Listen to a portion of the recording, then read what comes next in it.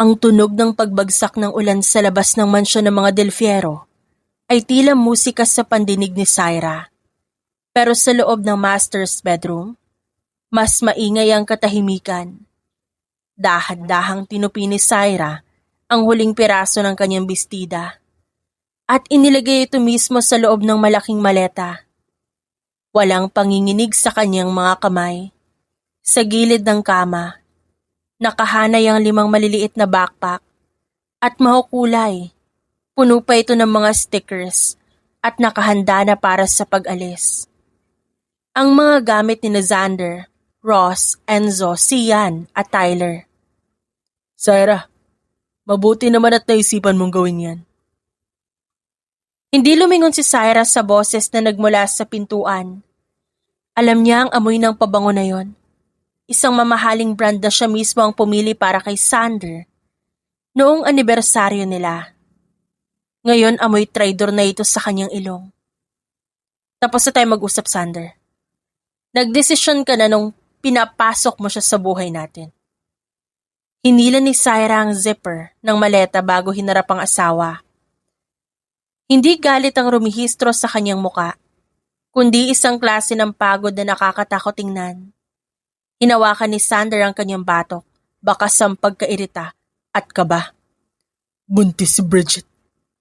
Hindi ko siya pwedeng pabayaan sa labas. Isang tipid ng ngiti ang sumilay sa labi ni Syra. Humakbang siya palapit sa bintana at pinagmasdan ng malawak na hardin, kung saan madalas maglaro ang quintuplets. Hindi mo siya pwedeng pabayaan, pero kami kaya mong tiisin na makitang nasasaktan? Ano magagawa ko? Mas gusto ko siya kaysa magtiis sa pesteng pamilya na ito.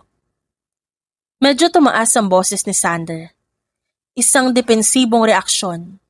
Gusto ko lang maging responsable sa pagkakamali ko. Responsibilidad. Bahagyang natawa si Syra. Isang tunog na walang bahid ng saya. Naglakad siya patungo sa vanity mirror. Kinuha ang kanyang wedding ring. Marahan niya itong inilapag sa ibabaw ng marmol na mesa. Ang responsibilidad pinapanindigan Xander. Hindi pinagahati. Eksaktong pagbitiw niya sa singsing ay ang pagbukas ng pinto. 5 pares ng maliliit na paa ang nag-unahan papasok ng silid. Ang 7 taong gulang ng mga bata, tila hindi batid ang bigat ng atmosfera. Si Xander, ang panganay, may hawak na tablet, habang si Tyler naman, may bitbit na kalahating kinain na sandwich. Mommy, are we going to Grandma's? Tanong ni Enzo, ang pinakamakulit sa 5, habang hinihila ang laylayan ng damit ni Syra. Yumuko si Syra at hinaplos ang pisngi ng anak. Magbabakasyon lang tayo sandali, baby. Pero huwag kayo mag-alala. Bibisita pa rin kayo rito kay Daddy at sa bago niyong friend. Tumingin si Syra kay Xander. May kung anong pinahiwatig sa mga mata nito na hindi agad mabasa ng lalaki. Isang babala na nakabalot sa sutla. Ihahatid ko sila dito kada linggo, Xander. Ayoko lumaki silang walang ama. Wika ni Syra habang isinusukpit ang bag sa balikat. At dahil gusto kong maging responsable, bilang ina nila, hahayaan kitang magkaroon ng oras para sa kanila. Hindi ba gusto mo ring maging responsable? Ngayon siguraduhin mong handa ka at ang binitbit mong basura. Sabay-sabay silang lumabas ng silid. Habang bumababa sa ingrandeng hagdanan, nasalubong nila sa sala ang babaeng naging mitya ng lahat. Nakasuot si Bridget ng isang silk robe, hawak ang kanyang tiyan na halos hindi pa naman halata ang umbok. May bahid ng tagumpay sa mga mata nito habang nakatingin sa babaeng legal na asawa. Tumigil si Syra sa tapat nito. Lumapit siya at bumulong. Sapat lang para marinig ni Bridget. Ingatan mo mga gamit mo, Bridget. Ang 5 to? Hindi sila basta-basta. Hindi sila basta bata lang. Sila ang mga Del Fierro na binaliwala ng tatay nila. At hindi sila mahilig sa bisita sa sarili nilang bahay. Mabilis na lumabas si Syra kasama ang mga bata. Iniwan si Bridget na bahagyang kinilabutan sa lamig ng boses ng babae. Pagdating sa garahe, isinakay ni Syra ang mga bata sa SUV. Habang nag-aayos ng seatbelt si Sian, nagtanong ito, "Mommy, do we have to be nice to the lady in the silk robe?" Tumingin si Syra sa salamin. Nakita niya ang 5 pares ng mga mata na tila may pinaplano. Alam niya ang katalinuhan ng kanyang mga anak. Bawat isa may kanya-kanyang talento na panggulo sa taong gusto nilang guluhin. "Be yourselves, boys." Tugon ni Syra habang pinaaandar ang makina. Ipakita niyo sa kanya kung gaano kayo kasaya at kung gaano kagulo ang pamilyang pinasok niya. Isang sabay-sabay ng ngising aso ang sumilay sa labi ng quintuplets. Si Ross ay nagsimula ng maglabas ng maliliit na bote ng superglue mula sa kanyang bulsa, habang si Tyler naman tinitignan ang listahan ng mga target sa kanyang notebook. Habang papalayo ang sasakyan sa mansyon, alam niyang ito na ang simula ng pagbabago ng buhay nila. Eksaktong 9:00 ng umaga, nang huminto ang puting SUV sa harap ng mansyon. Hindi pa man tuluyang nakakababa ang mga bata, tanaw niya na si Bridget sa balcony. Nakatanaw sa kanila habang humihigop ng tsaa.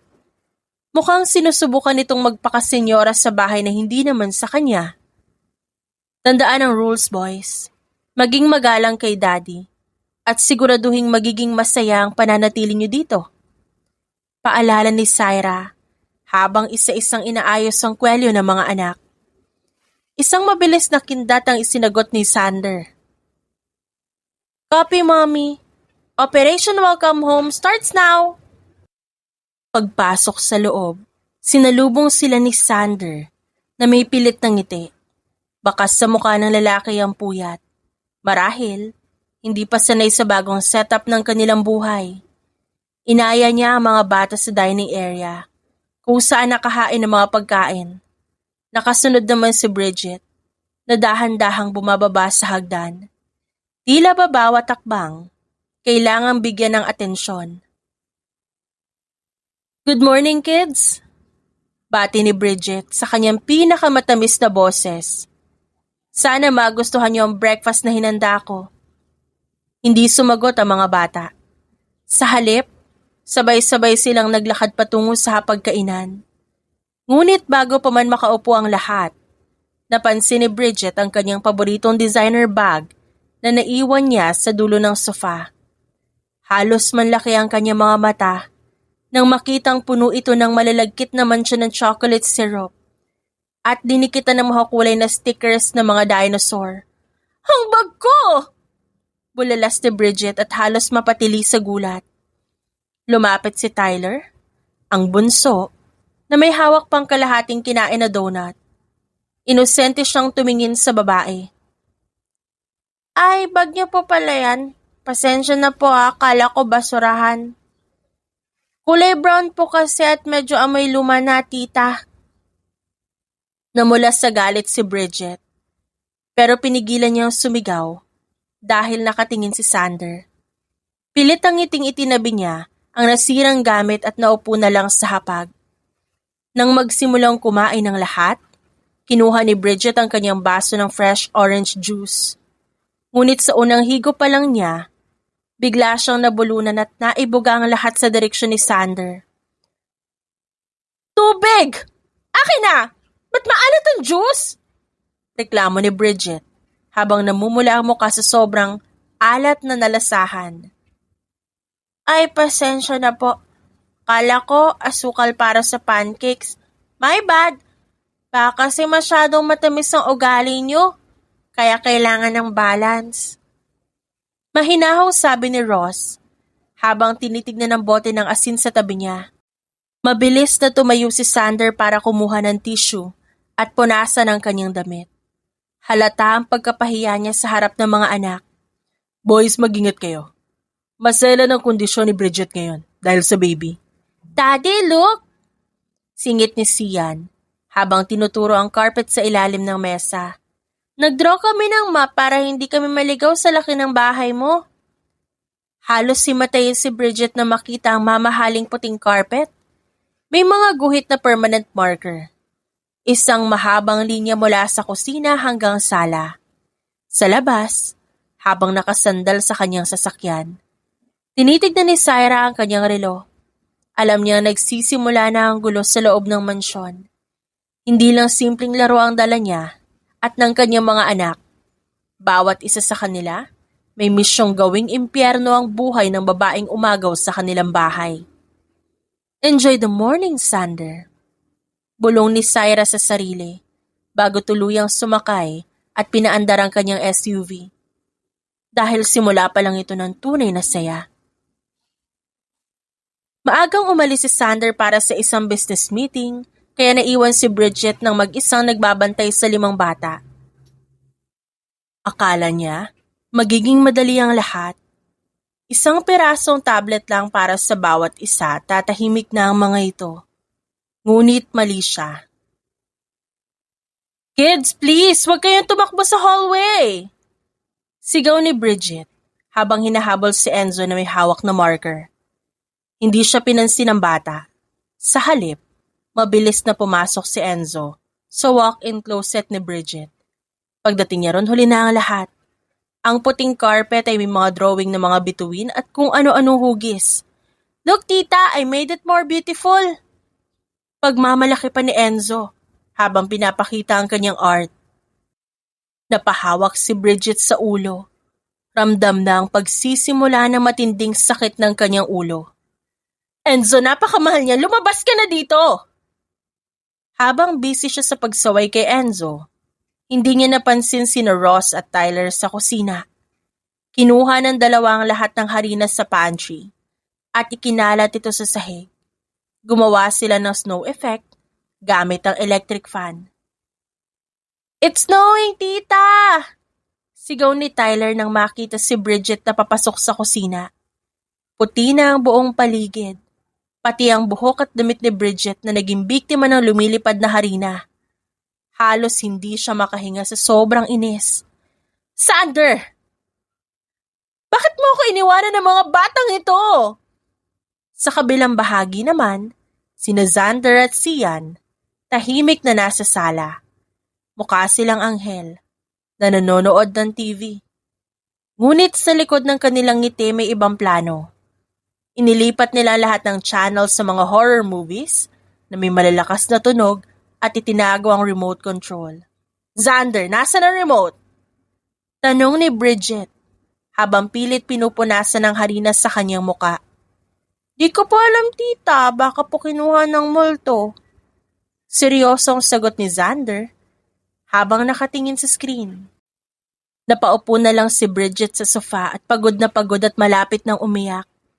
Hindi pa man natatapos ang umaga, parang 1 taon na ang lumipas sa hirap ng pagbabantay sa quintuplets.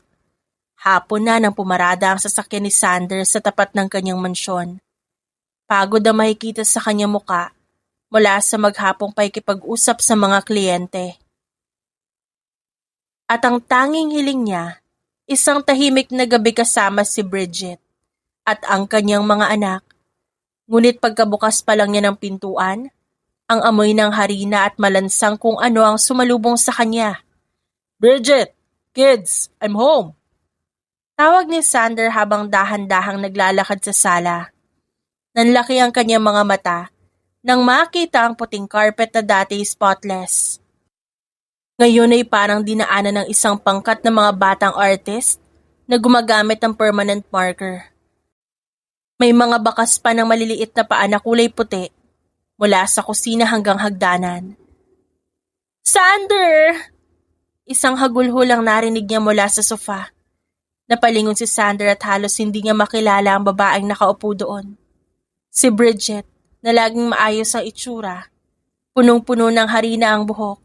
May mancha ng marker sa silk robe. Hawak ang isang baso ng tubig at tila nanginginig pa ang mga kamay. Ano nangyari dito? Bakit mukhang sinalanta ng bagyo ang bahay natin? Tanong ni Sander. Hindi makapaniwala sa nakikita. Ang mga anak mo! Turo ni Bridget sa itaas. Sander, hindi sila normal. Ginawa nilang playground ng closet ko. Nag-snow ng harina sa kusina. At tinago nila ang remote ng TV habang naka-full blast yung horror movie? Eksaktong pagkatapos ng sumbong ni Bridget, ay ang marahang pagbaba ng quintuplet sa hagdan. Nakasuot na sila ng kanilang pajama, mukhang malilinis at mababango. Tila ba mga anghel na bagong gising lang. "Daddy, you're home!" Masayang bati ni Xander habang tumatakbo pababa para yakapin siya. Xander, ano to sinasabi ng Tita Bridget niyo? Bakit nagkagulo dito? Tanong ni Xander, pilit na nagpapakatigas kahit ang totoo. Natutunaw ang puso niya sa yakap ng anak. Yumuko si Xander, bakas ang lungkot sa muka. "Sorry po, Daddy. We just wanted to help Tita bake a cake para sa'yo. Kaya lang natapon ang flour. And the drawings? We wanted to make the house colorful para hindi na po ikaw pagod sa pag-uwi." Sumunod naman si Tyler na may bitbit ng isang pirasong bulaklak na pinitas mula sa paso sa garden. "For you, Daddy. Don't be mad na. Tsaka Tita, please don't be mad at us. Pagod ka na po kakahabol sa amin." Tumingin si Xander kay Bridget. Pagkatapos sa kanyang mga anak, nakita niya ang kaibahan ng reaksyon. Si Bridget puno ng galit at reklamo, habang ang mga bata ay tila may mabuting intensyon lang. Kaso nga lang nagkamali. Bridget, bata lang sila. Siguro kailangan mo lang na mahabang pasensya. Mahinahong sabi ni Xander habang hinahaplos ang ulo ni Tyler. "Pasensya? Xander, halos babaliw na ako dito. Hindi mo ba nakikita yung dumi?" Singhal ni Bridget. Hindi na napigilan ng inis. Dinisin na lang natin, okay? O kaya tatawag ako ng cleaning service bukas. Sagot ni Xander na tila mas pinapanigan ng mga bata kesa sa babae. Habang nagtatalo ang dalawa, nagkatinginan ng quintuplet sa gilid. Isang palihim na thumbs up ang binigay ni Enzo kay Ross. Alam nilang nagtagumpay sila. Ang pag-aaway ni Xander at Bridget ang unang hakbang sa kanilang plano. Sa labas ng mansyon, tumunog ang cellphone ni Xander. Isang message mula kay Syra. "How's the weather, Captain?" Mabilis na nag-reply si Xander. "Stormy, Mommy. Just the way we like it." Hindi na nakatulog ng maayos si Bridget. Tuwing ipipikit niya ang kanyang mga mata, nakikita niya ang mukha ng quintuplets na tila mga anghel na may mga sungay. Desidido siya. Hindi niya kayang mag-isa. "Xander, kailangan natin ng yaya. O kaya ay dalawa. O baka isang buong army ng katulong." Bungad ni Bridget habang nag-aalmusal sila. "Hindi ko kayang alagaan ng 5 yan habang buntis ako. Baka mapano ang baby natin." Dahil sa pag-aalala, sa dinadala ng babae, agad na tumawag si Sanders sa isang ahensya. Bago magtanghalian, dumating ang unang biktima, si Manang Fe, isang veteranang yaya na may 20 taong karanasan. "Huwag po kayo mag-alala. Sanay na ako sa mga kulit na bata. Kayang-kaya ko ang 5 yan." Kampanting sabi ni Manang Fe habang inilalapag ang kanyang gamit. "Mabuti naman dahil hindi pangkaraniwan ng kapasawayan ng mga batang yan." May halong inis na reklamo nito. Eksaktong 2:00 ng hapon, habang natutulog si Bridget, nagsimula ang operasyon ng quintuplets. Pumasok si Enzo at Ross sa kusina. "Manang, gusto po namin ng juice." Malambing na sabi ni Enzo. Habang abala si Manang Fe sa pagkuha ng baso, mabilis na nilagyan ni Ross ng matinding pampadulas ng sahig sa tapat ng lababo. Pagtalikod ng matanda, isang madulas na slide ang nangyari. "Ay, kalabaw!" Tili ni Manang Fe. Ang buong tray ng juice tumapon sa kanyang bagong uniforme at ang mga baso nagkabasag-basag sa sahig. 3:00 pa lang ng hapon, dala na ni Manang Fe ang kanyang maleta. "Ma'am Bridget, Sir Sander, pasensya na po. Akala ko bata ang aalagaan ko. Mga ninja pa lang nandito. Hindi ko po kayang itaya ang balakang ko sa mga alaga ninyo. Aalis na ho ako." Kinabukasan, isang bagong mukhang dumating. Si Jessa, Mas bata at mukhang mas mabilis kumilos. Ako na po ang bahala sa kanila, ma. Mahilig po ako sa bata. Pero pagsapit ng tanghalian, narinig nila ang malakas na sigaw ni Jessa mula sa kwarto ng mga bata. Pag-akyat ni Bridget, nakita niya si Jessa na nakatayo sa ibabaw ng kama habang ang 5 bata ay nakapalibot sa kanya. May hawak na mga plastik na garapon. Ano nangyayari dito? Mama, yoko na po. Bakit sila may dala mga buhay na palaka at gagamba? Naiiyak na sabi ni Jessa. Inilagay pa nila sa loob ng sapatos ko? It's just science, Jessa. Inosenteng paliwanag ni Sian.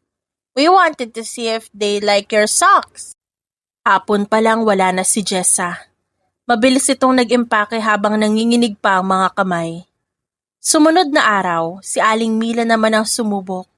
Ito ang pinakamatapang sa lahat. Huwag kayong mag-alala sa akin, ma'am. Disciplinarian ho ako. Ngunit pagdating ng alas 5, nadatnan ni Sander si Aling Mila na nakakulong sa loob ng malaking storage room sa ilalim ng hagdan. Ang pinto ay nakatali ng lubid mula sa labas. Sir, palabasin niyo ako dito. Pinatay nila ang ilaw at nagpapatugtog na nakakatakot na boses. Hindi ko na po kaya, Sir Sander. Kahit doblehin niyo pa yung sahod ko, uuwi na ho ako ng probinsya. Napatingin si Sander kay Bridget. Pagkatapos ay sa 5 bata na ngayon tahimik na naglalaro ng puzzle sa carpet. Bridget, pangatlong yaya na to sa loob ng 3 araw. Ano ba nangyayari? Sander, sinasabi ko sa iyo sinasadya nila to? Singhal ni Bridget na ngayon ay halos magulo ang buhok sa stress. Pinaplano nila kung paano tayo pahihirapan. Daddy, baka homesick lang sila. Sagot ni Xander nang hindi tumitingin mula sa kanyang puzzle. O kaya natatakot sila kay Tita Bridget kasi lagi siyang nakasigaw. Napakamot sa ulo si Xander. Hindi niya alam kung sino ang paniniwalaan. Ang babaeng halos mabaliw na o ang mga anak niya mukhang mga anghel na walang malay. At hindi na nga nakayanan ni Bridget ang 4 na sulok ng mansyon. Pakiramdam niya lalamunin siya ng mga pader dahil sa 5 pares ng mga matang laging nakamasid sa bawat kilos niya. Sander, dadaling ko ang mga bata sa mall. Kailangan ko ng hangin. Kailangan din nilang mapagod para makatulog sila na maaga mamaya. Deklara ni Bridget habang nag-aayos na makapal na makeup para itago ang eye bags niya. Mabuti yan, babe. Para naman maging close kayo. Sagot ni Sander at tuwang-tuwa na mukhang nagkakasundo na ang kanyang bagong pamilya. Pero ang bonding na inaasahan ni Bridget, naging meet siya ng kanyang pinakamalaking kahihiyan. Pagdating sa department store, tila mga pakawalang kuting ang quintuplets. Si Enzo at Tyler, biglang naglaho sa hilera ng mga mamahaling gown. Habang si Ross naman, nagsimulang mag-rearrange ng mga mannequins sa nakatatawang posisyon.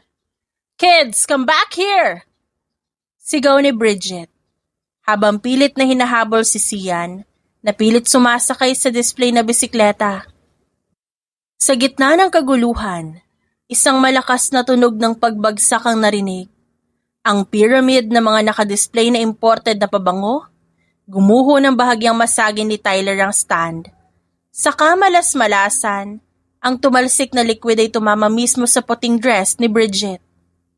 Oh my God, my dress, my hair! Tili ni Bridget. Ang amoy ng 10 magkakaibang pabango humalo sa kanyang pawis. At sa isang saglit, nakuha niya ang atensyon ng lahat ng tao sa mall. Tita, you smell like flower, but the dead one. Malakas na komento ni Sander. Nasapat para marinig ng mga osesero sa paligid. Nagsimulang magbulungan ng mga tao. Ang iba kumukuha pa ng video sa iskandalong nangyayari. Hiyang-hiya at halos maiyak sa inis. Wala nang nagawa si Bridget kundi tawagan si Syra. Sunduin mo yung mga anak mo ngayon din, hindi ko na sila kaya! Paglipas na 1 oras, huminto ang SUV ni Syra sa tapat ng mall entrance. Kalmado siyang bumaba, suot ang isang simpleng beige coordinate set at sunglasses. Mukha siyang fresh, blooming at punong-puno ng strong female energy.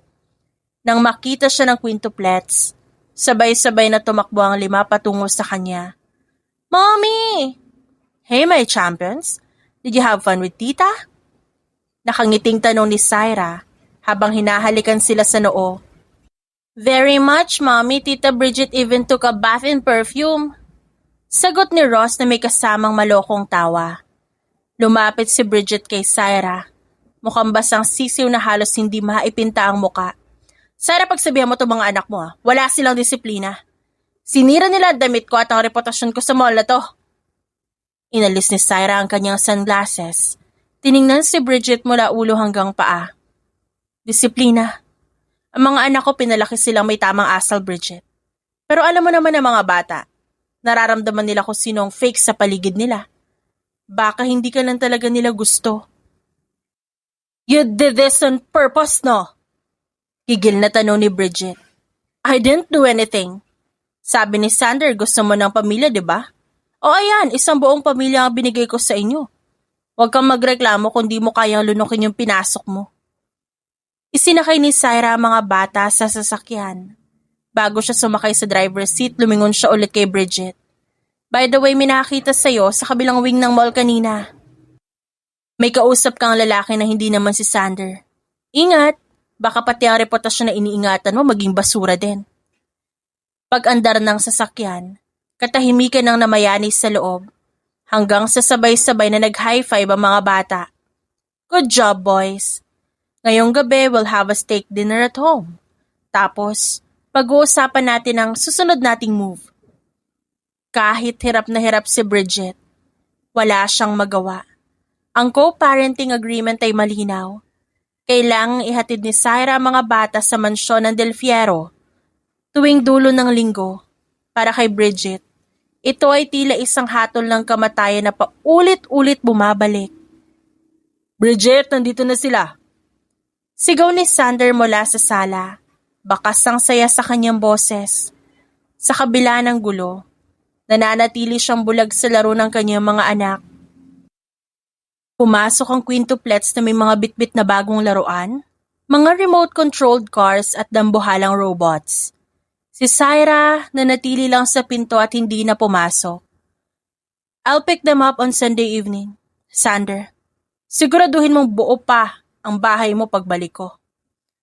Of course, Syra. Don't worry, nag-usap na kami ni Bridget. Magiging maayos ang lahat. Sagot ni Sander habang ginagabayan ng mga bata papasok. Pagkaalis ng sasakyan ni Syra, agad nagbago ang timpla ng mukha ni Bridget. Nakatayo siya sa dulo ng hagdan at nakahalukip-kip. Okay boys, makinig kayo. May mga bagong rules dito sa bahay. Bawal tumakbo, bawal ang sumigaw at bawal hawakan ng kahit anong gamit ko. Hindi siya pinansin ng mga bata. Sa halip sabay-sabay silang tumingin kay Sander. Daddy, are we allowed to play with our new cars? Tanong ni Enzo, na may pinakamalungkot na mukhang kaya niyang gawin. Sabi ni Mommy, your house is our house too. Siyempre naman, Enzo. Sige na, dun kayo sa malawak na garden maglaro para di kayo makasagabal sa tita niyo. Utos ni Sander bago bumalik sa kanyang opisina para mag-asikaso ng trabaho. Naiwan si Bridget at ang 5 sa sala. Isang nakakabinging katahimikan ng namayani hanggang sa ngumiti si Sander. Isang ngiting hindi nakakarating sa mga mata. Tita, bakit pa pala ang dami niyong stretch marks sa tiyan kahit di pa naman po malaki? Inosenteng tanong ni Sian habang nakatingin sa suot na crop top ni Bridget. What? Wala akong stretch marks? Ang kapal na mukha mo? Singhal ni Bridget at mabilis na hinila ang damit pababa. Ay, baka po dirt lang. Kasi po parang luma na yung skin niyo. Dagdag pa ni Ross habang nilalabas ang kanyang remote control. Huminga ng malalim si Bridget. Ayaw niyang pumatol sa bata pero bawat salita tumatama sa kanyang vanity. Lumabas na nga kayo, dun kayo sa garden. Lumabas ang 5, pero hindi sila naglaro sa garden. Sa halip nagtungo sila sa garahe, kung saan nakaparada ang bagong bili na puting sedan ni Bridget. Ang regalo ni Sander para sa pagbubuntis nito. Kinuha ni Tyler ang kanyang maliit na pouch ng mga glitter bombs at super fine sand. Habang ang apat ay nagsisilbing lookout, dahan-dahang binuksan ni Tyler ang air conditioning vents ng sasakyan mula sa labas gamit ng isang maliit na screwdriver na galing sa kanyang toy kit.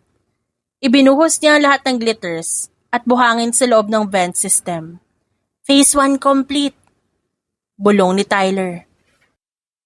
Bumalik sila sa loob na parang walang nangyari. Pagdating ng gabi, naganda si Bridget para sa isang dinner date nila ni Sander. Babe, gamitin na natin yung bagong car ko. Gusto ko siyang i-drive. Sure, let's go. Sumakay ang dalawa. Pag-start ni Sander ng engine at pag-on ng aircon sa maximum blast, isang malakas na buga ng kulay silver na glitters at pinong buhangin ang sumabog sa loob ng sasakyan. Tumama ang lahat sa mukha ni Bridget, sa kanyang buhok na bagong blower, sa kanyang malagkit na lip gloss, at sa loob ng kanyang mamahaling lace dress. Ang buong loob ng puting sedan ay nagmukhang eksena mula sa isang disco na nasabugan ng bomba. May ice! May car! Ano ba to? Tili ni Bridget habang pilit kinakamot ang mukhang punong-puno ng kumikinang na alikabok. Mabilis na lumabas si Sander. Inuubo rin dahil sa alikabok. What happened? Saan galing ang mga to? Mula sa bintana ng ikalawang palapag, 5 maliliit na ulo ang tanaw na makikita roon. Tahimik silang nag-high five, walang ingay at walang bakas. Daddy, are you okay? Sigaw ni Xander mula sa taas. May dalang flashlight. We heard a scream. May multo po ba sa kotse? Napatingin si Xander sa itaas. Pagkatapos ay sinagwawalang si Bridget na ngayon ay mukhang isang kumikinang na estatwa. Sa unang pagkakataon, nakaramdam si Xander ng konting inis. Bridget, tumigil ka na kasi sigaw. Baka mapano ang bata. Ang kotse ko, ang mukha ko, Xander, hindi mo ba nakikita? Hiyaw ni Bridget, habang sinusubukang alisin ang mga glitters na dumikit sa kanyang foundation. Sa dilim ng kanyang kwarto, naglabas si Ross ng isang maliit na recorder. Na-record nila ang buong pag-aamok ni Bridget. Sending to mommy now, bulong niya. Malayo sa mansyon, habang nagbabasa ng libro sa kanyang kama, narinig ni Syra ang tunog ng notification sa kanyang phone. Pinanood niya ang video na nagwawalang si Bridget. Isang matamis na ngiti ang gumuhit sa kanyang labi. Mag-enjoy ka muna sa kinang, Bridget, dahil ang susunod na sasabog, hindi na-glitters ang laman. Lumipas ang ilang linggo. Nagpasya ang pamilya Del Fiero na magkakaroon ng isang engranding family getaway sa isang private resort sa Laguna. Ito ang tradisyon ng pamilya. Isang pagkakataon nito para magpakitang gilas ang bawat isa. Pero para kay Bridget, ito ang kanyang coronation bilang bagong reyna ng pamilya at para sa quintuplets. Ito ang kanilang pinakamalawak na palaruan. Sa loob ng malaking coaster, hindi magkamayaw ang ingay. Kasama nila ang matatandang tiyahin ni Sander na sina Tita Consolacion at Tita Remedios. Ay, salamat naman. At nakahanap ka na ng babaeng may klase, Sander. Bungad ni Tita Consolacion habang tinitignan si Bridget mula ulo hanggang paa. Hindi tulad nung nakaraan na parang laging galing palengke ang itsura. Napaka-ordinaryo. Pilit nang umiti si Bridget. Kahit na ang totoo, naiirita siya sa init. Salamat po, tita. Sinisiguro ko po talaga maayos ang lahat para kay Sander at sa baby. Mabuti yan. Isang kahihiyan sa aming pamilya ang makasal sa isang babaeng walang background. Buti na lang at tinapos mo na ang ugnayan mo roon kay Syra. Dagdag naman ni Tita Remedios habang nagpapaypay ng abaniko. Narinig ng 5 bata ang bawat salita. Si Xander na nakaupo sa likuran ni Bridget, dahan-dahang kinuha ang kanyang backpack. Mommy Syra is beautiful and she's a queen. Bulong ni Tyler sa kanyang mga kapatid. Don't worry, Tyler. Today we're going to give them a warm welcome. Sagot ni Ross na may dalang malokong ngiti. Nang makarating sa resort, agad na nagpunta ang pamilya sa dining hall para sa lunch. Habang abala sa pagpuri ang mga matatanda kay Bridget, sinimulan ng mga bata ang kanilang operasyon. Habang naglalakad si Tita Consolacion bitbit ang kanyang mamahaling designer shawl, palihim na itinali ni Enzo ang dulo ng shawl sa isang movable divider. Paghakbang ng matanda, biglang humugot ang divider at bumagsak ang isang vase ng bulaklak sa paanan niya. Ay, Diyos ko! Ang shawl ko! Tili ni Tita Consolacion. Sorry po, Lola. Kala ko po buntot ng pusa. Gusto ko lang sanang hawakan. Inosenteng sabi ni Enzo habang nakatingala. Hindi nakapag-react ang matanda dahil bata ang gumawa. Pero masama ang tingin niya kay Bridget. Bridget, sabi mo disiplinado ang mga ito. Ba't hinahayaan mong gumagala kung saan-saan? I'm sorry po, Tita. Kids, sit down. Utos si Bridget na ngayon ay nagsisimula ng pawisan. Pagsapit ng hapon, nagkaroon ng family pool party. Si Bridget, nakasuot ng flowy maternity kaftan, nakaupo sa tabi ni Sander habang pinagsisilbihan ng mga kamag-anak. Tignan niyo si Bridget, napaka-blooming. Yan ang dapat na maging ina ng susunod na tagapagmana ng Del Fierro. Sabi ng pinsan ni Sander. Hindi katulad ng dati na puro trabaho lang ang inaatupag, nakalimutan ng maging babae. Habang nagtatawanan ng lahat, dahan-dahang lumapit si Sian at Tyler sa gilid ng pool. Hawak nila ang isang remote-controlled speedboat na nakakabit sa maliit na sprayer. Ready? Bulong ni Sian. Ready. Pinaandar nila ang boat sa gitna ng pool. Sa isang pindot, ang sprayer ay nagbuga ng tubig na may halo-halong malalagkit na syrup at glitter. Ang tira-tirang sangkap mula sa huli nilang prank. Ang spray ay tumama mismo sa plato at baso ni na Tita Remedios at Tita Consolacion. Pati na sa mukha ni Bridget. What is this? May langgam sa juice ko! Sigaw ni Tita Remedios. And my face? It looks sticky! Hiyaw ni Bridget. Sa gitna ng kaguluhan, isang pamilyar na boses ang narinig mula sa entrance ng resort. Isang matangkad na babae na suot ang isang emerald green silk dress ang dahan-dahang naglakad papasok. Bawat takbang, puno ng otoridad. Si Syra. I'm sorry, am I late for the party? Tanong ni Syra habang tinatanggal ang kanyang sunglasses. Naniga si Sander. Syra, anong ginagawa mo dito? Nakalimutan niyo yata ang medical files ng mga bata. Kailangan yan bago sila matulog. Especially Tyler's allergy meds. Mahinahong sagot ni Syra. Tinignan niya ang mga kamag-anak ni Sander na dati nilalait siya. Oh, Tita Consolacion, Tita Remedios. Good to see you're still vocal as ever. You? Wala kang respeto! Kaya nga. At ang kapal na mukha mong pumunta dito ng walang imbitasyon. Singhal naman ni Tita Consolacion. Respeto? Ibinibigay yan sa mga taong karapat-dapat, Tita. At sa pagkakataon to, alam ko naman at alam nating lahat, hindi ba? Na hindi kayo karapat-dapat para sa respect na hinihingi nyo? At ang resort na ito, pag-aari ng isa sa mga kliyente ko sa finance firm. Sila ang nag-invite sa akin para sa isang meeting dito. Sagot ni Syra na may kasamang pamatay ng ngiti. Tumingin si Syra kay Bridget na ngayon ay mukhang basang sisiw dahil sa syrup at glitters. Bridget, you look messy. Siguro hindi ka pa sanay sa family life na hinahangad mo, no? Lumayas ka rito, Syra! Gigil na sabi ni Bridget. Oh, don't worry, aalis ako. Hinatid ko lang ang kailangan ng mga anak ko. Sabi ni Syra bago lumapit sa quintuplets. Be good to them, okay? Hayaan niyo sila mag-enjoy sa sarili nilang dumi. Habang naglalakad palayo si Syra, naiwan ang pamilya Del Fierro sa gitna ng katahimikan. Ang mga dating pumupuri kay Bridget, nagsisimula na ring magbulungan. Hindi dahil masama ang loob nila kay Syra, kundi dahil nakita nila ang kaibahan ng class at elegance ng legal na asawa kumpara sa nanggagalaiting si Bridget. Sa loob ng kanyang sasakyan, binuksan ni Syra ang isang file sa kanyang dashboard. Hindi pa muna ngayon, Bridget. Hahayaan kita na lalo kang kainin ng pamilyang yan. Mas masakit ang pagbagsak kapag mataas ang inakyat mo. Ang gabi sa Laguna ay naging mahaba at puno ng tensyon.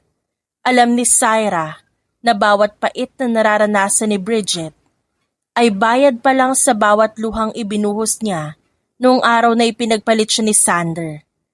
At sa tulong ng kanyang 5 maliliit na prinsipe, ang reyna, unti-unti nang bumabalik sa kanyang trono. Bakit kailangan sumama ng mga batang yan? Asik ni Bridget habang pilit isinasara ang kanyang gold gown sa harap ng salamin. Gala night ito ng mga investor, Sander, hindi nursery. Ano ko sila, Bridget? Kailangan ng board na makitang buo ang pamilya ko sa kabila ng mga balibalita. Sagot ni Sander habang inaayos ang kanyang cufflinks. Siguraduhin mo lang na hindi ka mapapahiya ngayong gabi. Ako pa? Tumingin ka nga sa salamin, Sander. I am the perfect face of Del Fiero Financials. Kumpiyansadong sagot ng babae bago humarap sa 5 batang nakapila sa pinto. Kayo, huwag kayong gagawa ng kahit anong ingay, naintindihan nyo? Yes, tita. We will be as quiet as mice. Sagot ni Xander na may kasamang malokong tingin sa mga kapatid. Pagdating sa grand ballroom, tila mga estatwa sa kagalangan ng quintuplets, habang si Bridget abalang makipagbeso sa mga asawa ng mga big-time investors. Ang mga bata dahan-dahang kumalat sa paligid ng buffet area. Tita, ang ganda po ng gown niyo para kayong reyna. Malambing na bati ni Enzo habang lumalapit kay Bridget na noon ay kausap ang chairman ng board. Thank you, Enzo. Si chairman, napakagalang ng mga batang ito. Pagyayabang ni Bridget. Pero tita, bakit po may nakasabit na mahabang sinulid sa likod niyo? Tanong ni Ross sabay turo sa laylayan ng gown ni Bridget na malapit sa isang dambuhalang chocolate fountain. Ha? Saan? Natatarantang lumingon si Bridget. Sa kanyang pag-ikot, hindi niya napansin ang mahabang buntot ng kanyang gown na nakasabit sa paa ng lamesa kung saan nakapatong ang fountain. Tita, watch out! Sigaw ni Sian. Isang malakas na kalabog ang narinig. Sa isang iglap, ang chocolate fountain ay tumagilid. Imbes na tumumba sa sahig, ang malapot at mainit na tsokolate, diretsong bumuhos sa likuran ni Bridget. Dumidiretso sa loob ng kanyang gown. Ah! Ang init! Sander, tulong! Tili ni Bridget habang nagtatatalon sa gitna ng ballroom. Ang mga investors ay mabilis na nagsiatrasan para hindi matalsikan. Bridget, ano bang kalampahan nito? Singhal ni Sander. Pilit na pinupunasan ang likod ng babae gamit ang kanyang table napkin. Pero lalo lang kumakalat ang tsokolate. Chairman, pasensya na po. Accidents happen. Pilit na paumanhin ni Sander sa matandang opisyal na ngayon ay nakataas ang kilay. Accidents? O baka naman talagang hindi siya sanay sa ganitong klase ng pagtitipon, Sander? Malamig na sagot ng chairman. Sa gitna ng kaguluhan, isang pamilyar na boses ang narinig mula sa main entrance. I think she needs more than just a napkin, Sander. Napalingon ang lahat. Nakatayo roon si Syra. Suot ang isang minimalistang black velvet gown. Hawak niya ang isang baso ng champagne na tila nanonood ng isang comedy show. Syra, ano na naman bang ginagawa mo dito? I was invited by the board, Sander. After all, I still handle some of their major accounts. Sagot ni Syra habang dahan-dahang lumalapit. Tiningnan niya si Bridget na ngayon ay mukhang basang sisiw na kulay brown. Oh, Bridget, you look so delicious. Mukhang literal na naging matamis ang gabi mo. Ikaw? Ikaw may pakana nito, no? Sigaw ni Bridget. Hindi na inalintana ang mga matang nakatingin sa kanya. Pakana? Bridget, ikaw ang pumili ng gown na yan. At ikaw ang hindi tumitingin sa dinadaanan mo. Huwag mo akong isama sa mga kakulangan mo ng grace. Lumapit si Xander kay Syra. At bumulong. Mommy, did you see that perfect aim? Ngumiti si Syra at hinaplos ang ulo ng anak. Sander, baka gusto mo nang iuwi ang babae mo. Nangangamoy candy na ang buong ballroom. Baka lang gami ng mga investors mo. Umalis ka na, Syra! Hiyaw ni Bridget. Susugurin sana ang dating asawa ng lalaki pero agad siyang pinigilan ng security dahil sa kanya itsura at ingay. I'm staying. May meeting pa ako sa board. Boys, you go with your dad for now. I will see you later. Habang hinihila ni Sanders si Bridget, palabas ng ballroom, narinig nilang bulong-bulungan ng mga tao. Yan ba ang pinalit niya kay Syra? Napaka-iskandalosa. Sayang ang kumpanya. Mukhang pabagsak na ang imahe ni Sander. Sa loob ng sasakyan, hindi na nakapagpigil si Sander. Bridget, alam mo ba kung gaano kalaki ang mawawalang investment sa akin dahil sa ginawa mo ngayong gabi? Bakit ako ang sinisisi mo? Hindi mo ba nakita sinabotahe ako ng mga anak mo? Sagot ni Bridget habang pilit na kinakamot ang tsokolate sa kanyang balat. Bata sila, Bridget. At nandun ako. Walang humipo sa'yo. Ang problema sa'yo, lagi kang may dahilan. Mula sa rearview mirror, nagkatinginan ng quintuplets. Walang kailangang sabihin. Ang bawat sigaw ni Sander at bawat iyak ni Bridget, musika sa kanilang pandinig. Malamig ang ihip ng hangin sa loob ng master's bedroom ng mansyon. Pero mas malamig ang pakiramdam ni Sander habang nakatitig sa mga dokumentong nakalapag sa kanyang harapan. Ito na ang huling hakbang ng paghihiwalay nila ni Syra, ang annulment paper. Sander, kanina ka pa nakatitig dyan. Basag ni Bridget sa katahimikan. Lumapit siya at marahang ipinatong ang kanyang kamay sa balikat ni Sander. Hinahaplos ang tensyon na naroon. Pirmahan mo na babe, para sa atin to at para sa katahimikan nating lahat. Huminga ng malalim si Sander, ang kanyang mga kamay ay nanginginig, habang hawak ang mamahaling ballpen. Bridget, hindi ko alam kung tama to. Paano ang mga bata? Paano ang karapatan ko sa kanila? Kapag pinirmahan ko to, baka tuluyan na silang ilayo sa akin ni Syra. Alam mo kung gaano siya katapang at katuso pagdating sa legal na usapan. Yumukod si Bridget at ang kanyang boses ay naging malambing at puno ng mapanlinlang na pag-aalaga. Sander, nakita mo naman ang ginawa nila nung gala, di ba? Ginagamit sila ni Syra para hiyain ka, para sirain ang pangalan mo sa harap ng mga investors. Sa tingin mo ba, pumahal ka talaga ni Syra, hahayaan niya maging instrumento ang mga bata sa pagbagsak mo? Tumigil si Bridget at dahan-dahang hinaplos ang kanyang tiyan. Tinitigan ni Sander ng diretso ang mga mata nito. Isipin mo ang baby natin.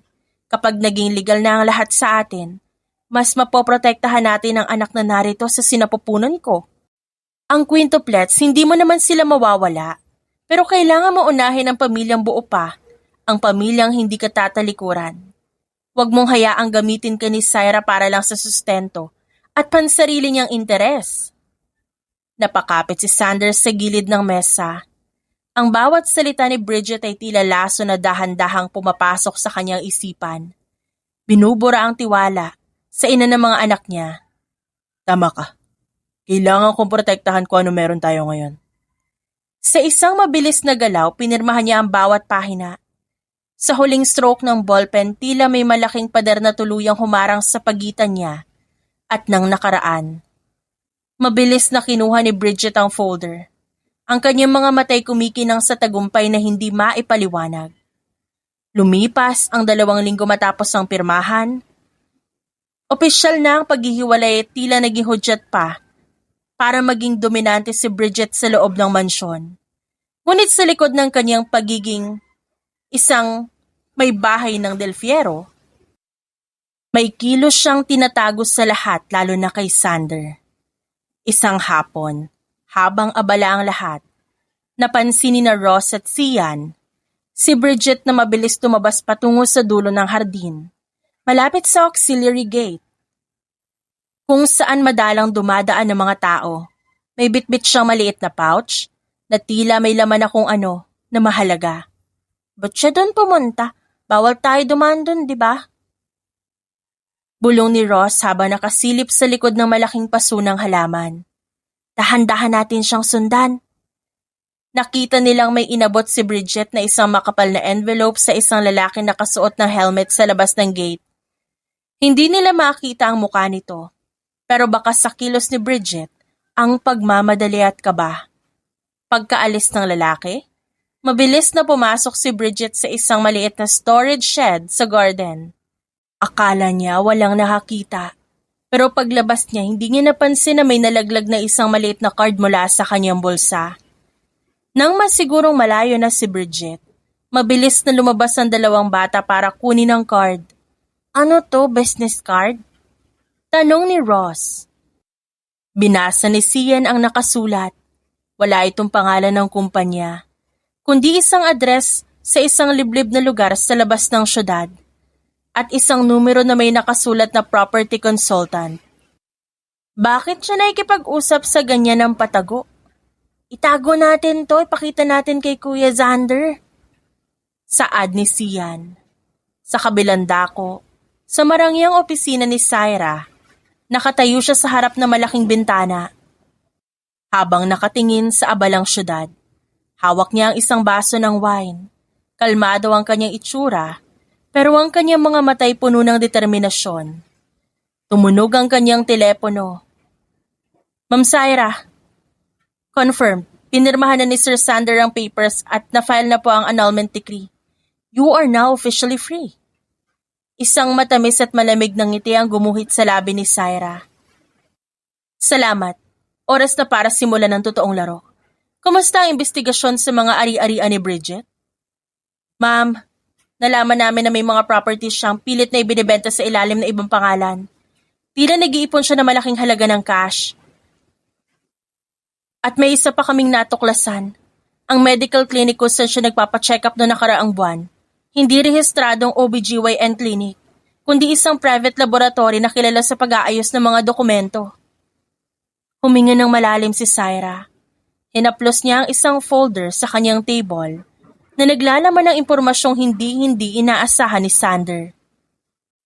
Isang lihim tungkol kay Bridget at ang koneksyon nito bago pa man ito pumasok sa buhay nila. Hayaan mo muna siyang mag-ipon. Hayaan niyo siyang maniwala na nakuha niya na lahat. Sabi ni Syra. Gusto ko kapag dumating ang araw na malalaman ni Sander ang katotohanan, wala na siyang ibang tatakbuhan kundi ang pagsisisi. At ang baby na yan, tiyakin niyo na malalaman natin ang bawat detalye ng pagbubuntis na yan. Lumipas ang hapon na tila walang nangyari sa loob ng mansyon. Pero ang quintuplets ay abala na sa pag-aaral sa card na nakuha nila. Alam nilang may tinatago si Bridget. Kahit wala pang malaking pasabog, ang bawat maliliit na peraso ng ebidensya ay dahan-dahang bumubuo sa isang litratong hinding-hindi magugustuhan ni Sander. Sa gitna ng hapunan, inosenteng nagtanong si Xander habang nakatingin kay Bridget. Tita, kailan niyo po balak bisitahin yung bagong property niya sa labas ng city? Sabi po kasi ng teacher namin, maganda daw po magbakasyon doon. Tila nabilaukan si Bridget, mabilis na uminom ng tubig, habang si Sander ay napatingin sa kanya ng may halong pagtataka. Anong property, Bridget? May binili ka ba na hindi ko alam? Wala babe, nagkakamali lang siguro si Xander. Baka yun nakita ko lang sa magazine yung sinasabi niya. Pilit na tumawa si Bridget pero ang kanyang kamay ay nanginginig sa ilalim ng mesa. 3 linggo matapos ang opisyal na annulment, tila naging pista ang kapaligiran para kay Bridget. Pakiramdam niya wala nang sagabal.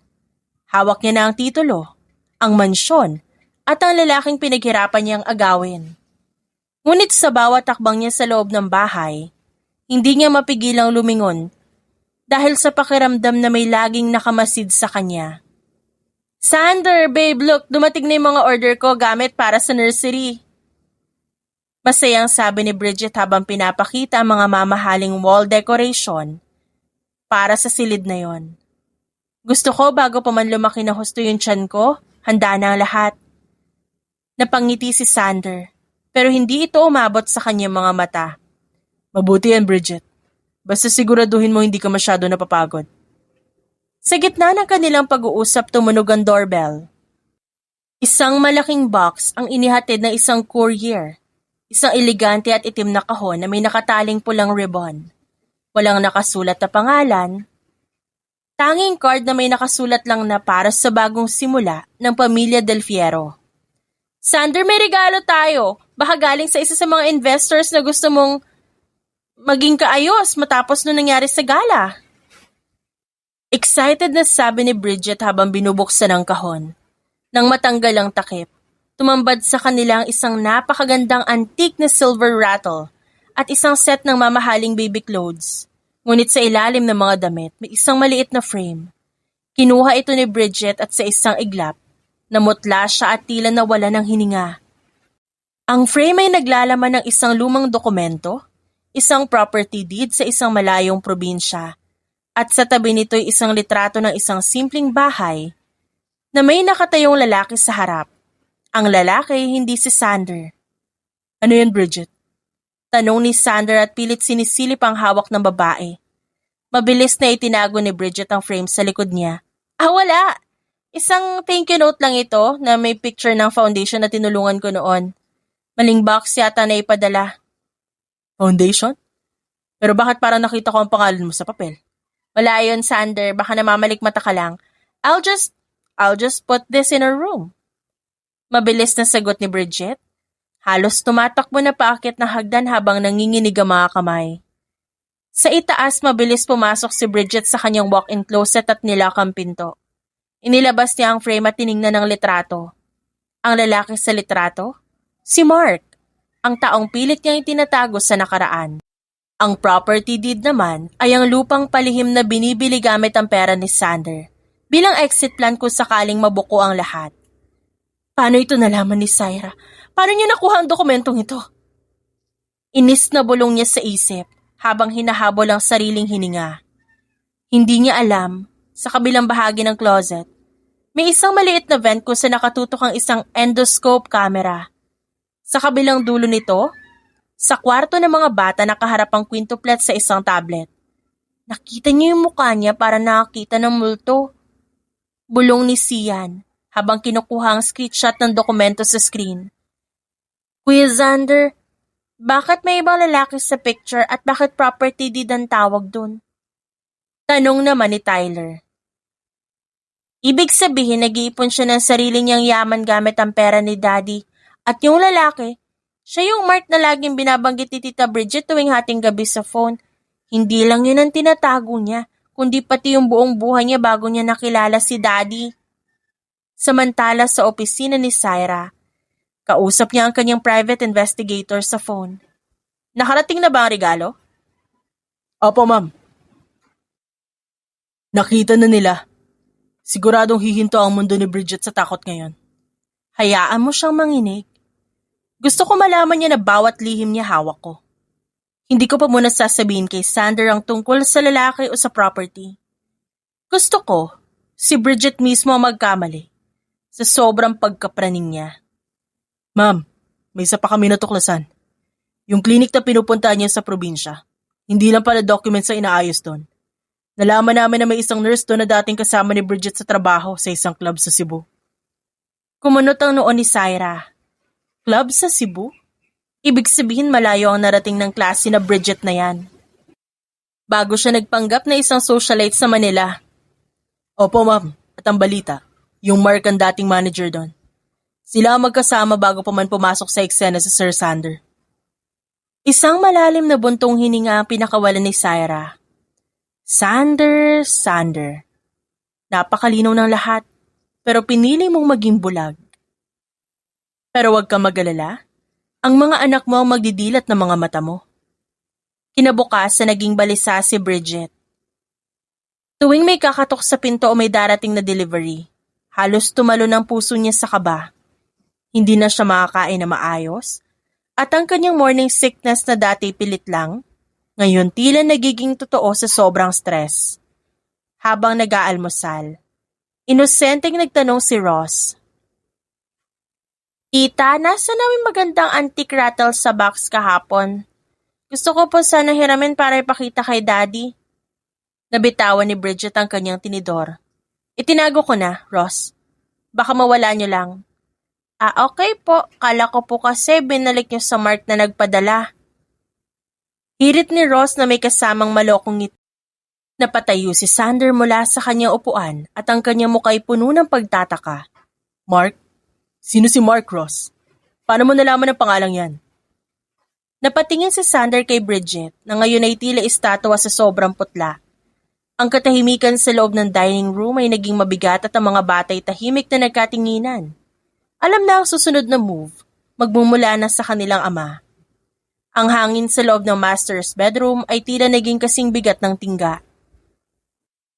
Matapos mabitawan ni Ross ang pangalang Mark, hindi na nakuha ni Sander ang kanyang kapayapaan. Ang bawat kilos ni Bridget, ang madalas na pagbulong sa telepono, sa madidilim na sulok ng mansyon, at ang labis na pagiging praning, ay tila mga huling piraso ng puzzle na unti-unting nabubuo sa isip ng lalaki. Sander, babe, ba't ka ba nakatitig sa akin ng ganyan?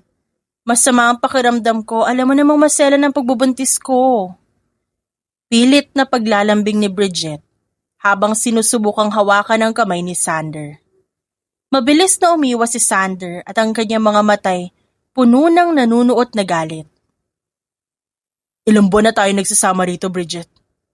Pero bakit pakiramdam ko isang estranghero ang katabi ko sa kama? Sino si Mark?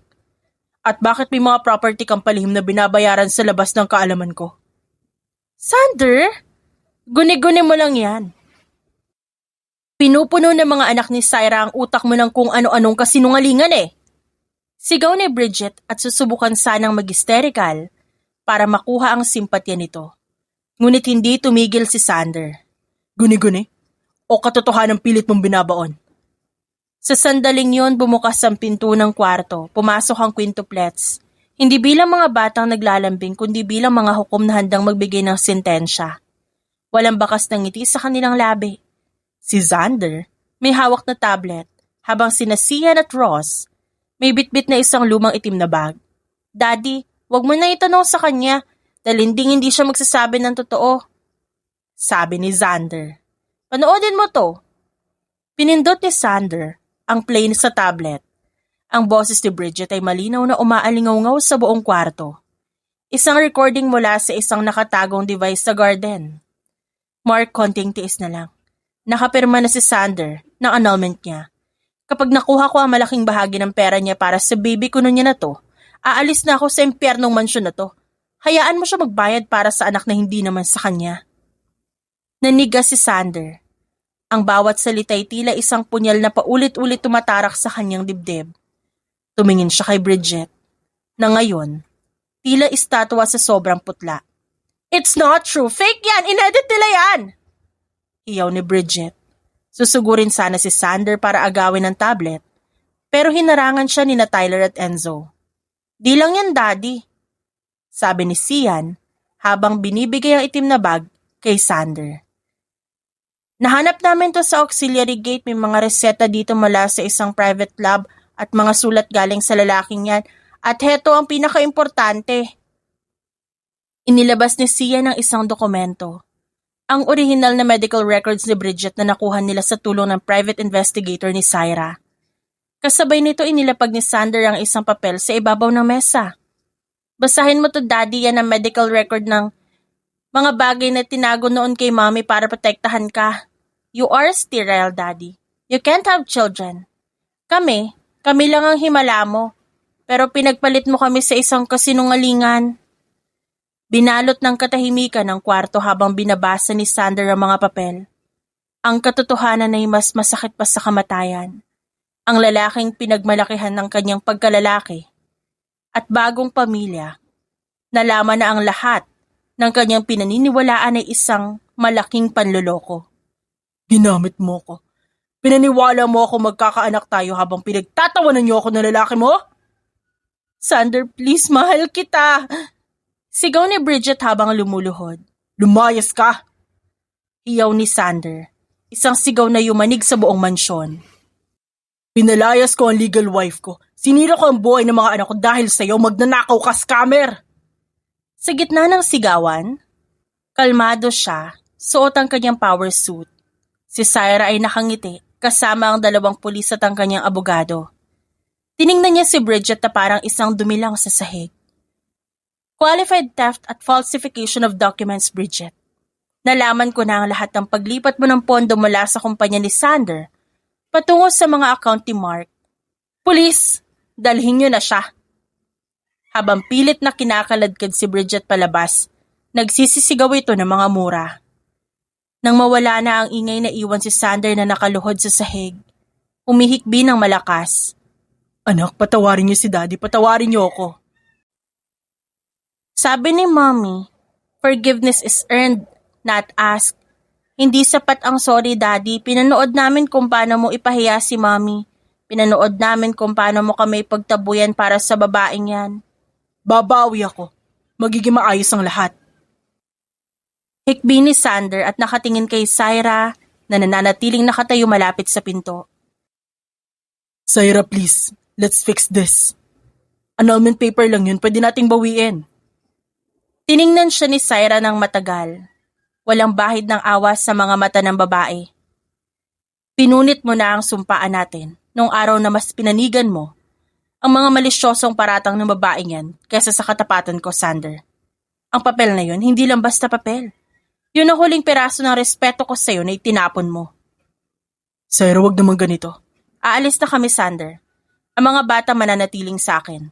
Maaari mo sila makita base sa schedule na bibigay ng abogado ko. Pero wag mong asahan na babalik pa kami sa mansyong ito na binalot mo ng kasinungalingan.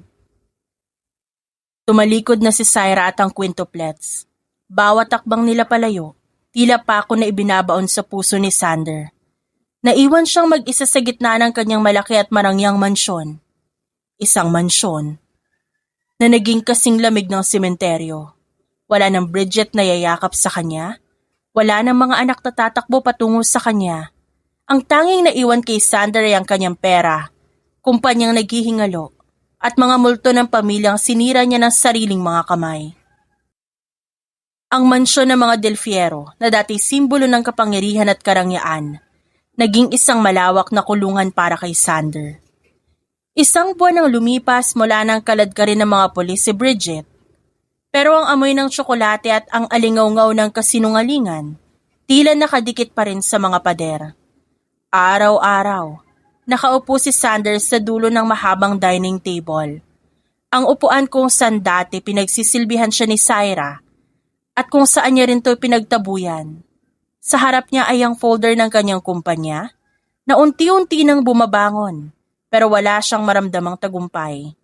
Ang bawat sentimo na kinikita niya ay tila walang silbi dahil wala na ang mga taong paglalaanan niya nito. Syra, please. Kahit isang pagkakataon lang. Bulong ni Sander habang tinititigan ng kanyang telepono. Libo-libong mensahe na ang pinadala niya pero ni isa walang sagot. Isang hapon, nagdesisyon si Sander na pumunta sa bagong opisina ni Syra. Bitbit niya ang 5 malalaking kahon ng pinakamahalagang laruan para sa mga bata at isang bungkos ng paboritong bulaklak ni Syra. Umaasa siyang sa personal na paghingi ng tawad baka lumambot ang puso ng dating asawa. Pagdating niya sa lobby, hinarang siya ng security. Sir, bawal po dito ang walang appointment. Asawa ko ni Syra. Ex-husband. Kailangan ko lang sila makita. Sa sandaling yon, bumukas ang glass door. Lumabas si Syra pero hindi siya nag-iisa. Nakasuot siya ng isang eleganting puting damit. Sa tabi niya ay ang lalaking matangkad, disente at may maamong muka. Si Gabriel. Isang kilalang philanthropist at matagumpay na architect na nakilala ni Syra sa isang business meeting abroad. Syra! Tumigil si Syra at tiningnan niya si Sander. Hindi nang may galit kundi nang may matinding awa. Ang uri ng awa na ibibigay sa isang taong hindi nakilala. Sander, anong ginagawa mo dito? Syra, patawarin mo ako. Heto, may mga regalo ako para sa mga bata. Itong flowers para sa'yo. Pwede ba tayo mag-usap? Pwede bang bumalik na kayo sa mansyon? Pinalinis ko na lahat, wala nang bakas ng babaeng yon. Lumapit ang quintuplet sa likuran ni Gabriel. Sabay-sabay silang tumayo sa harap ni Syra. Tila mga bantay na ayaw hayaang masaktan muli ang kanilang ina. Daddy, hindi ba sinabi sa'yo we are happy here? Ang mga toys, ibigay mo na lang sa charity. Hindi naman namin kailangan yan dahil si Tito Gabriel tinuturuan kami mag-build ng totoong structures, hindi lang maglaro. Sander, anak, daddy niyo ako. Nasaan ang daddy namin nung sinasabihan ni Tita Bridget si Mami na gold digger sa harap mo? Tanong ni Sian.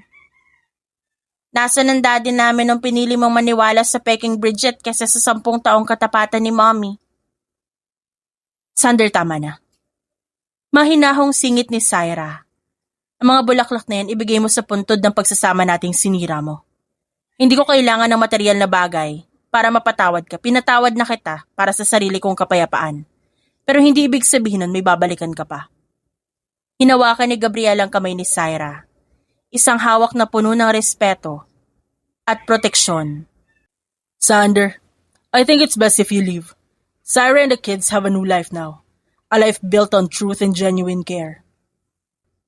Tinignan ni Sander ang magkadikit na kamay ni Syra at Gabriel. Doon niya naramdaman ang huling saksak sa kanyang puso. Nakita niya sa mga mata ni Syra ang kislap na matagal nang nawala nung magkasama pa sila. Ang kislap ng isang babaeng tunay na minamahal at nirirespeto. Syra, mahal kita. Kung mahal mo ako, Sander, hindi mo ako dudurugin sa harap na ibang tao. Ang pag-ibig hindi lang nararamdaman, ginagawa ito. At sa bawat pagkakataon na kailangan kong piliin mo ko, laging iba ang pinipili mo. Ngayon ako naman ang pipili para sa sarili ko at sa mga anak ko. Pipiliin ko ang katahimikan. Tumalikod si Syra at ang mga bata kasama si Gabriel. Naglakad sila palayo patungo sa kanilang sasakyan, tumatawa at nag-uusap tungkol sa kanilang dinner plan. Ang quintuplets ay masayang nakikipag-asaran kay Gabriel. Isang eksenang pangarap sana ni Sander, pero itinapon niya para sa isang sandaling pagkakamali. Naiwan si Sander sa gitna ng parking lot.